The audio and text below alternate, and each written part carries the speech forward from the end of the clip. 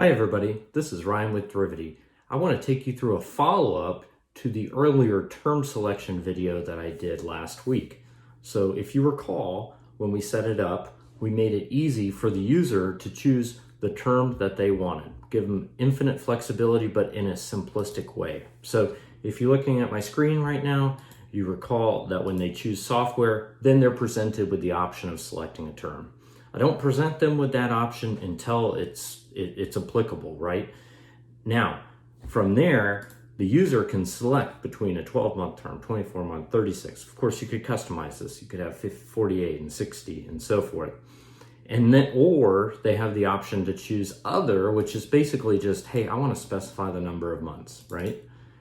Or a third option for situations that are coterminous, or maybe the customer needs a specific start and end date. They just select based on start date, end date, and then they specify it, and it should calculate the term that the user needs, right? So what we're trying to do here is we're trying to drive the behavior that we want, right? We want the salesperson to have as much flexibility as they need to do whatever deal they need. And these three options give them that flexibility, but we also want to give them the easy answer that's going to be the best for our business. So obviously we would prefer that they sell annual contracts. So that's the selection piece. Now I want to talk you through how do you set it up on the back end so you can use this information to do your pricing calculations, do your representation in quotes, and so forth. And so I actually do that in two separate ways. Oftentimes I find that customers would like to see terms in months, because if you're quoting 9 months, they understand 9 months conceptually much easier than 0.75 years, right? And when you get into 8 months and 7 months, the numbers get really wonky for annual. So that's what you want to do on the presentation side. But then on the calculation side, if you have a software that's charged on an annual basis, obviously you need the annual number to do the calculations. So what I've done is I've pulled in two values down here for us to watch change as we make our selections. And these are going to be hidden ultimately, but when I'm working on a quoting tool and building it out, I like to be able to see what's happening in real time. And so sometimes I'll unhide fields, I'll watch it all happen, and then go back and hide them. So let's just step through. I select 12 months.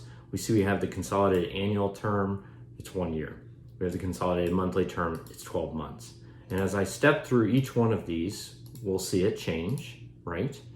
Now, when I go to the other, this is where I'm specifying just how many months. And as I increment up, we'll see both are changing. Obviously, 6 months is half a year. So that's how that works. And then if I do it based on start date and end date, then I have calculations going on the back end that calculate both an annual term and a monthly term, right? So if I were to go all the way out to August 2nd, 2023, we should see it's a 1-year term, it's 12 months. So you can imagine that in your product catalog and for your pricing and for your presentation, these are the numbers that you need, right? So how do I get to that? Let me flip back over to the back end. And you recall in the last video, we set up the first 5 questions here, right? Contract selection, start date, and end date. All I've added are 4 other questions. So the first 2 are, I need to do a calculation. If the user selects based on start date and end date, I just need to do a calculation to say, hey, what's my end date minus my start date, right? And DealHub makes that very easy to do. All you have to do is pull in this formula, months difference, and I'm doing it twice. I'm doing it annually and monthly. So the first time I'm doing months difference between start date and end date, and then dividing by 12, that gives me my annual. And then I do it again for the monthly term, and I just do months difference between start date and end date. So I have that. So now I know the number of months for the term when it's based on start date and end date. If they selected the custom option, where I just enter the number of months, I already have the term there, right? So the last piece is just to build out these consolidated fields where I'm rolling it all together. And I like to do this because then when you're going to call them in your product catalog, you don't have to remember 3 different fields in different situations. For every product line, I like to have 2 consolidated terms that show up. One is the annual and one is the monthly. And the way that we do this is with conditional logic. So we have conditional answers, and I'm actually going to zoom out just a hair here so you can see the the whole formula. But it's simple, right? So this is the annual term. Basically, I say, hey, if the user selected contract term equals 12 months, the annual term is 1 year. 24 equals 2. And then for the other, all I'm doing is setting it to that user selected custom term, dividing by 12, because I'm turning it into an annual term. And then based on start date and end date, I just reference the questions that I just talked about above. So it's pretty simple.